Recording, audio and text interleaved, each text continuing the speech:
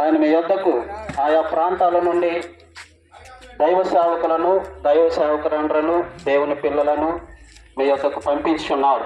ఎందుకంటే మంచి సువార్తమానం మీకు తెలియచేయాలని దేవుడే మిమ్మల్ని ప్రేమించి ఈ సమయం కేటాయించాడు. ప్రయాసపడి భారం వచ్చిన సమస్య జిల్లారా నా యొద్దకు రండి, మీకు విశ్రాంతిని కలుగు చేస్తానని దేవుడు ప్రేమతో పిలుస్తూ ఉన్నాడు. ఆయన ప్రేమై ఉన్నాడు.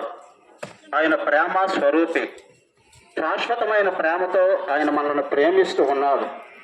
మమ్మలను ప్రేమించాడు, మిమ్మల్ని కూడా ప్రేమించి మీ గ్రామానికి నడిపించాడు. దేవుని యొక్క ప్రేమ ఎలాంటిదంటే శాశ్వతమైనటువంటి ప్రేమ, దీర్ఘకాలం సహించినటువంటి ప్రేమ, దయ చూపించినటువంటి ప్రేమ, అక్షరము లేనటువంటి ప్రేమ, దంభముగా మాట్లాడినటువంటి ప్రేమ. ఆయన దుర్నీతి విషయమందు సంతోషపడక సత్యమందు సంతోషించినటువంటి ప్రేమ. అలాంటి ప్రేమ కలిగినటువంటి దేవుడు ప్రేమతో మిమ్మల్ని పిలుస్తూ ఉన్నాడు.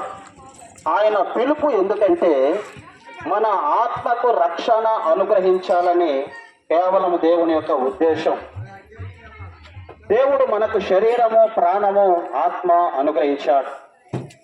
ఈ శరీరము మట్టిలో నుండి తీయబడ్డది కనుక మట్టిలో కలిసిపోతుంది.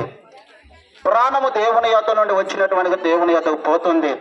దేవుడు మనకి అనుగ్రహించినటువంటి ఆత్మ, ఆయన పెట్టినటువంటి దీపము కనుక దేవుని యొద్దకే వెళుతుంది. ఆత్మకు చావేమీ కూడా లేదు. ఇక్కడ ఈ లోకములో దైవ సేవకులు చెప్పిన విధముగా 2 మరణాలు మనం రుచి చూస్తాం. భౌతికమైనటువంటి మరణం ఈ లోకములో ఉన్నటువంటి ప్రతి ఒక్కరూ కూడా పొందవలసినదే. ఆత్మ సంబంధమైన మరణం అయితే ఎవరైతే యేసు ప్రభువారి యందు ఎవరి యొక్క పాపములు, శాపములు, దోషములు, అపరాధములు యేసు రక్తములో కడగబడవో వారి యొక్క ఆత్మ అగ్నికుండమునకు ఆహుతవుతుందని పరిశుద్ధ గ్రంథం తేటగా తెలియజేస్తూ ఉన్నది. కాబట్టి 2 రాజ్యాలు ఉన్నవి. ఒకటి పరలోక రాజ్యం, 2 ఆ యొక్క అగ్నిగుండం. అగ్నిగుండానికి వెళ్ళాలని దేవుని యొక్క ఆలోచన ఏమీ కూడా లేదు.